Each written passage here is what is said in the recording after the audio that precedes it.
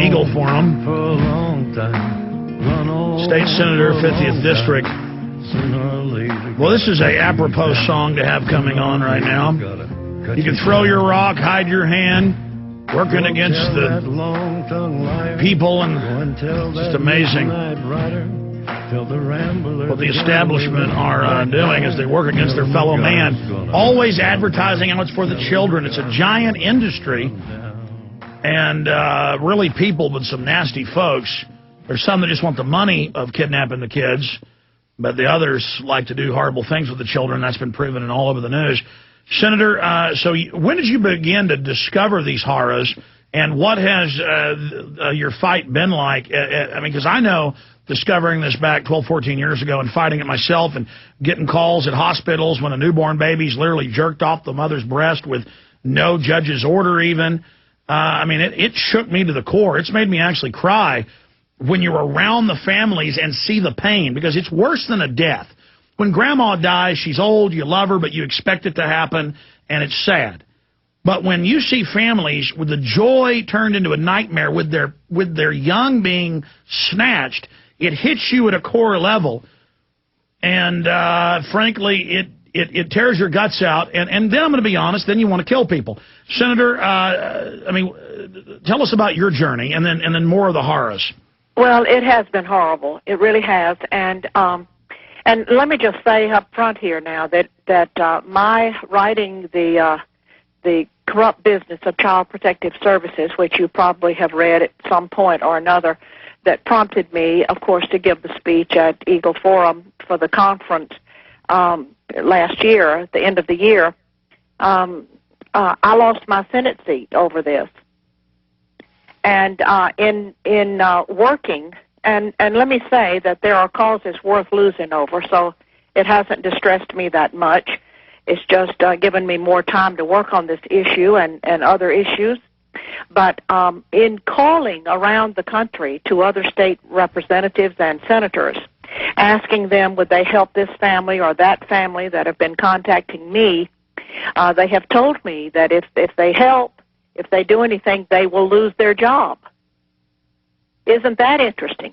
Oh, it's a mafia. And, of course, it cost me my Senate seat. But that's okay. That's okay. We're moving forward. We're exposing what is being done. And you mentioned a few minutes ago about the judges and the money. I wanted to share with you that the Census Bureau has reported that in 2002, $40 billion in transfer payments were made between households. That money is under the direction and the control of family court judges. And that's only the tip of the iceberg. Of course, that's right. You break this down so well, but there's bounties on children's heads. Yes, there are. As a matter of fact, we just learned a few days ago that an order had even been placed to one of our Child Protective Services departments for a particular kind of child that they wanted.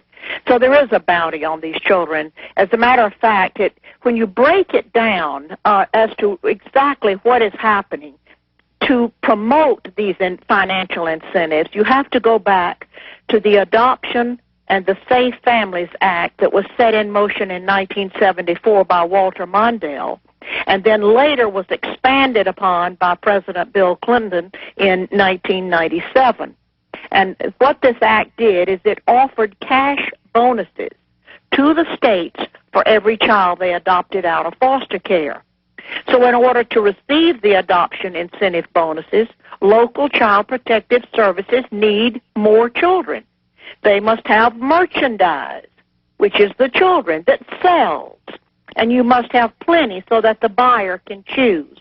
Some counties are known to give $4,000 to $6,000 bonus for each child adopted out to strangers, and an additional $2,000 for special needs children.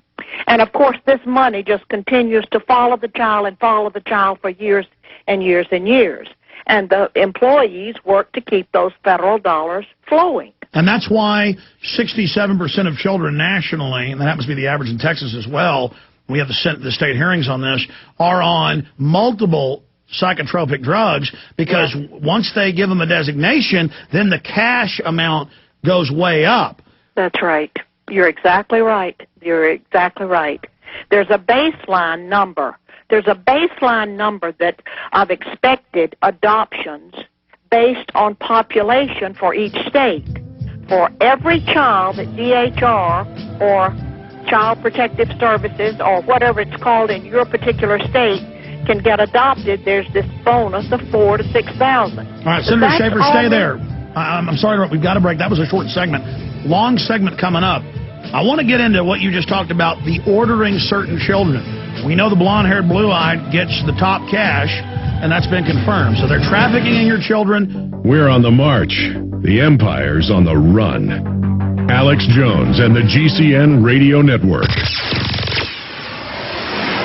What can you do to keep you and your family safe from the resistant new strains of deadly bacteria and viruses? Check out supernaturalsilver.com today, or visit the link on Infowars.com to find out more about this incredible new silver compound. The new silver solution is a natural antibiotic that is clinically tested to kill viruses, germs, bacteria, and yeast safely. This new silver solution liquid form was shown to be a powerful preventative for H5N1 influenza. This new technology has proven itself to be a formidable weapon against bio threats of today and tomorrow. The new silver solution gel has been shown to disinfect topically and keep the area sanitized for up to 4 hours. The new silver solution is a highly effective, potent nanoparticle solution that is lethal to bacteria, yeast, and virus. Go to supernaturalsilver.com and see the amazing line of products they have available. Click on the link and check out the uses for new silver solution. Order now to protect yourself and those you care about. Go to supernaturalsilver.com. That's supernaturalsilver.com today.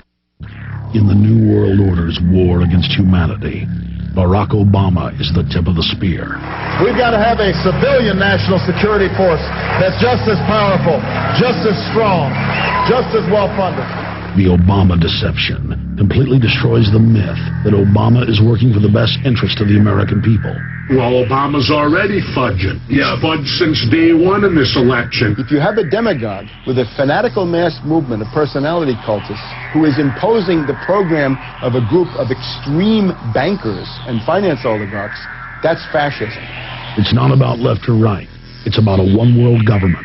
This film documents who Obama works for, the lies he has told, and his real agenda. Get your copy of The Obama Deception today at Infowars.com or download it in super high quality at PrisonPlanet.tv. The Obama Deception. The people strike back. Hi, my name is MZ, owner of KSCO in Santa Cruz, California. And like Alex Jones, I'm passionate about talk radio, that great bastion of freedom of expression for us all. I'm also passionate about helping people know the joys, benefits, and surprisingly simple methods of becoming entrepreneurs who work for themselves and not as wage slaves for someone else, or even worse, for large companies with no heart and soul, nor loyalty to their employees. If you are tired of being dependent on others for a living and ready to start owning yourself, loving your work, and setting the sky as the limit for your earning potential, I want you to know about an exciting, great business opportunity involving the marketing of healthful, dark chocolate that actually helps people lose weight and can help them make money, perhaps lots of it, just by helping us spread the word about this wonderful, unique product. Get on the web and go to chocolate.ownmyself.com. That's chocolate.ownmyself.com and check out our opportunity. You'll know pretty quick if you're interested. If you are, we will connect with you and get you up and running. We don't want any money from you, and you'll be amazed at how simple this system is. Remember, chocolate.ownmyself.com.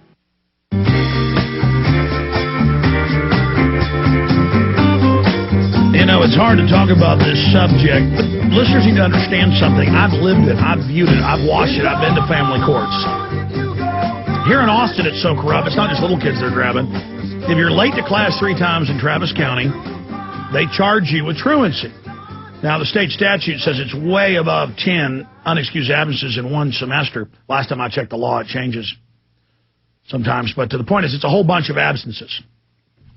But they have portable buildings built on, and they send these family court judges out, and they call the parents in the morning, and they put this on CBS News. I mean, I knew it was happening, but it was on the news. They commit this crime right out in the open like it's good.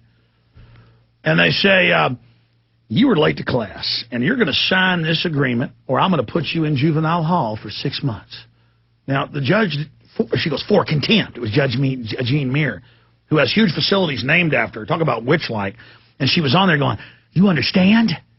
You know, with this face on TV, I got to find that clip somewhere. She's like, you understand me? And the dad's like, do what he says. And the kid's crying, I'm sorry, I was late to class. I'm sorry. Then you sign, now they've got you contractually. That was the trick. She couldn't have put you in jail. Now they've got you contractually, deferred adjudication. Now you're in the system. Now they got you, and it's come out, judges all over the country, getting over $1 million a piece in many cases, to put girls who were late to class in jail in Ohio or in Illinois. A girl wrote something bad about her principal, making fun of him, and they arrested her and gave her 6 months in a labor camp. Remember that? We can pull it up right now if you don't believe us. And it turned out the judge was getting over $1 million a year to fill the private prisons, and they were doing kickbacks. Oh, man, keep them coming. Oh, God, the federal money's incredible. Keep them coming. We need more. I mean, this is like Shawshank Redemption. So take my film Endgame, and then we're going to the senator. In there we have a clip from the state Senate, and the representative asked her, Susanna Hupp asked her,